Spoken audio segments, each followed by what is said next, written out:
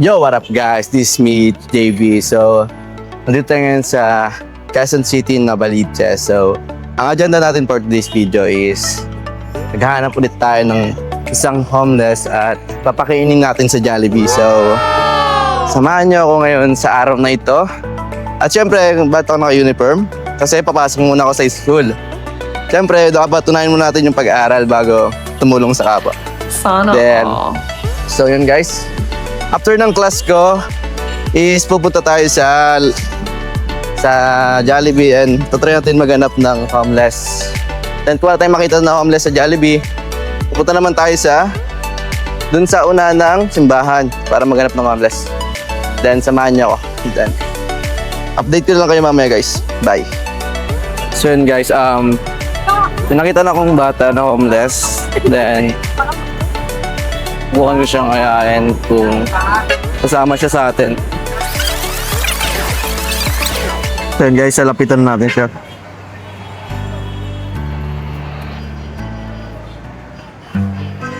Hello, kumain ka na? Kumain ka na? Gusto mo kumain?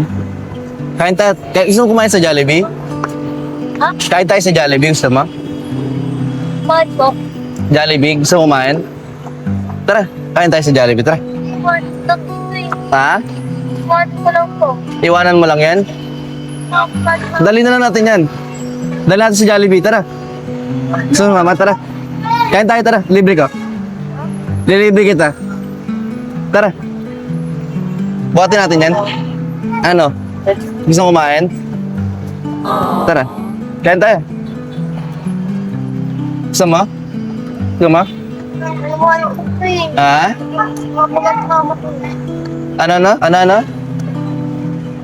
Bawal kang malis dito? Bakit? Sabi mama ko. Sabi ng mama mo? Asa yung mama mo? Sama natin mama mo, tara. Ha? Sasama natin mama mo, kakain tayo. Sabihin mo, dali. Puntan na mama mo. Dali. So yun guys, nandito na yung pamilya niya and buwan natin siyang kausapin. Hello po. Okay lang po ba if mag-vlog lang po tayo and kakain po tayo sa Jollibee? If okay lang naman po. Okay lang po ba sa inyo? Sama mo po yung mga anak. Sige po, tara po. So yun guys, papunta na kami sa Jollibee, kasama ko yung mag-ina and kakain sila ng Jollibee. Hindi ako sali guys, sila lang ha. And update lang kayo guys pag nasa Jollibee namin. Let's go. Update lang guys, nasa Jollibee na kami guys and hanap pa kami ng pwesto. Ano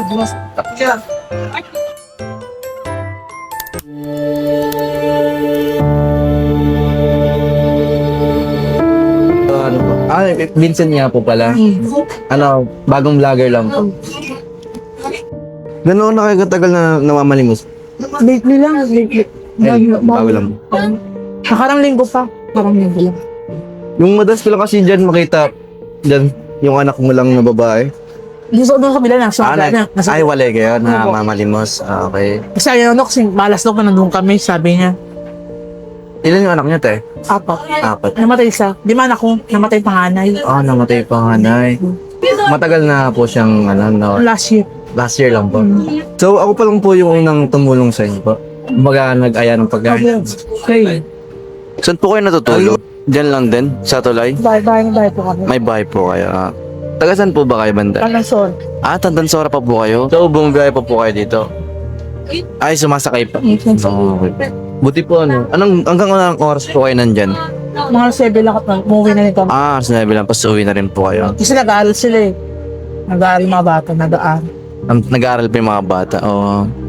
Anong grade na po ba niya? Grade 4. Grade 4 na po siya. Eto, Hindi pa po nag-aaral ako. Yung anak niyo pong namatay, ilang taon po siya namatay? 14. 40. So panganay po siya. Autism, PSIP, special education, special child. Special child. Okay po. May asawa po ba kayo? Ako yun. Nakulong. Nakulong po yung asawa niya. Ano pong kaso po? Nakaw daw.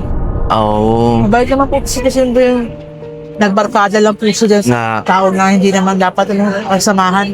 Di ba Kelly, nakulong papa mo? Okay, natulog pa yun.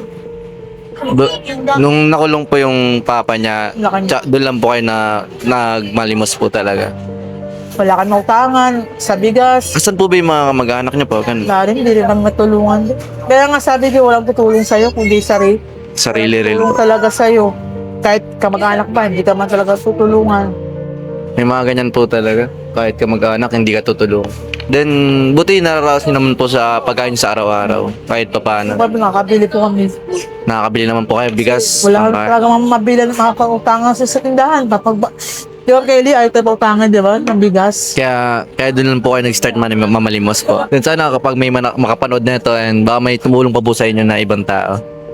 Then, Wala, maranasan mo talagang, kahit sino na lang lapitan, pag magkautang ka ng bigas, ayaw ko putangin. Kasi alam nilang wala kang trabaho, walang magpapautang sa'yo. Kahit sa lahat ng sardinas, ayaw ko putangin. kumbaga talaga yung ibang tao mapangsga talaga. Oo. Kumbaga kung ano yung Oh, sa mababa ka talaga na level, di ka talaga nila parang papansin. mas talo ka pang aatakit pababa kasi Opo. parang mas lalo ka pang down sa buhay. Okay. Po yun eh. Di ba Kelly? Minsan po, toyo lang kinakain namin, suka. Yun lang. Tapos buti po may nakakabili po kayong bigas kahit pa ano. Gusto mo lang mamalimos kami dito, yun lang, Then, nakabili kami. Sana po kahit malit na tulong lang po to. Oo, Sana po salamat po. sana nakatulong po sa inyo. Ang pagbablog ko is for makatulong ako sa mga taong nangailangan din. Like mga homeless na tao, gusto kong tulungan. Baka kahit di ganun kalaking halaga, Oo, basta makatulong. salamat. More blessing pa sa inyo kasi. Thank you po. Yun guys, ang masasabi ko lang sa pamilyang yun is nakaka-proud sila. Kasi mas pinili lang lumaban ng patas sa kabila ng hirap ng pinagdadaanan nila sa buhay. Andyan sila, lumalaban pa rin.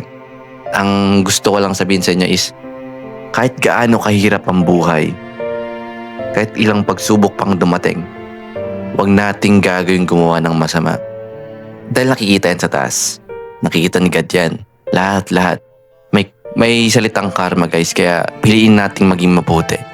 Then if may makita tayong homeless sa daan, bigyan natin ng kahit bare-bare lang is malaking tulong na sa kanila guys. Kumbaga makakaipon na sila para makabili ng ulam at bigas.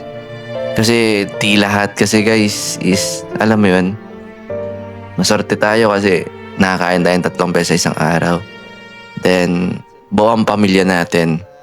Kaya yun guys, huwag niyong palaging kalimutang tumulong sa tao.